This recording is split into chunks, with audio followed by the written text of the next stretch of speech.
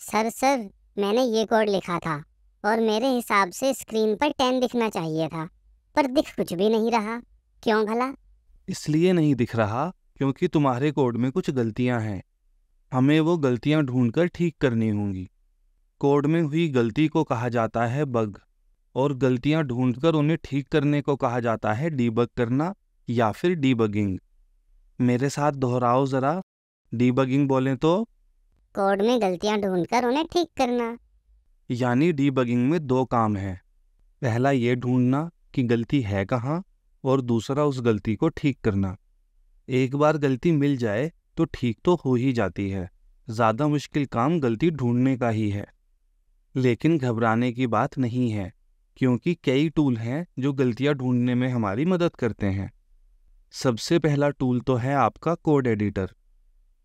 अगर आप कोई भी अच्छा कोड एडिटर यूज़ कर रहे हैं तो वो कोड में गलतियां ढूंढकर उन्हें हाईलाइट करता है, ताकि आपको गलतियां दिख जाएं।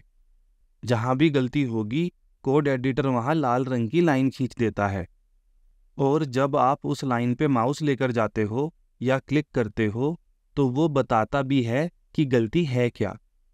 लेकिन अगर कोड एडिटर भी गलती नहीं पकड़ पा रहा तो तब हम सहारा लेते हैं एरर कंसोल का।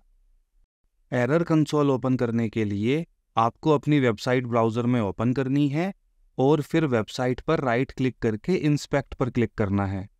फिर जो विंडो ओपन होगी उसमें कंसोल पर क्लिक कर देना है। ये ओपन हो गया आपका एरर कंसोल। लेकिन अगर आप कोडयोगी के कोड एडिटर में कोड लिख रहे हैं तो एरर कंसोल ओपन करने का तरीका अलग है। आपको क्लिक करना होगा ये बटन। कंप्यूटर पर वो ही बटन यहाँ होता है। इस बटन पर क्लिक करने से ये विंडो ओपन होती है। यहाँ एरर्स पर क्लिक करके एरर कंसोल ओपन कर सकते हो। एरर कंसोल आपको ये भी बताएगा कि एरर है क्या, और ये भी कि वो किस लाइन में है। उदाहरण के लिए, जैसे यहाँ लिखा हुआ है कि जहाँ क्लोजिंग पैरेंथेसिस आना चाहिए था वहाँ सेमीकोलन आ रहा है, और ये एरर है किस लाइन में? Line number 1। इतना पढ़कर किसी को भी समझ आ जाएगा कि लाइन नंबर 1 में सेमीकोलन से पहले क्लोजिंग पैरेंथेसिस लगाना है। तो चलो यहाँ पैरेंथेसिस लगा देते हैं। देखो, अब एरर कंसोल से वो पैरेंथेसिस वाला एरर हट गया है, लेकिन एक एरर अभी भी आ रहा है। चलो अब इस एरर को समझते हैं। यहाँ लिखा हुआ है document is not defined. Hindi में बोले तो हम जो लाइन नंबर 1 में डॉक्यूमेंट नाम का कुछ यूज़ कर रहे हैं वो एग्जिस्ट ही नहीं करता। यानी यहाँ हमने कुछ तो गड़बड़ लिखा है। ध्यान से देखोगे तो समझ आएगा कि यहाँ हमसे स्पेलिंग मिस्टेक हो गई है।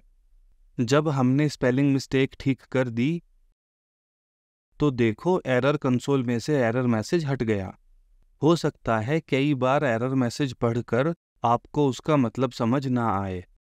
ऐसे में आप एरर मैसेज कॉपी करके गूगल पर सर्च कर सकते हैं। गूगल पर अक्सर आपको किसी न किसी ऐसी वेबसाइट का लिंक मिल जाएगा जहां आपके एरर का मतलब और उसका सॉल्यूशन अवेलेबल हो। अक्सर जो वेबसाइट सबसे काम की साबित होगी वो है stackoverflow.com।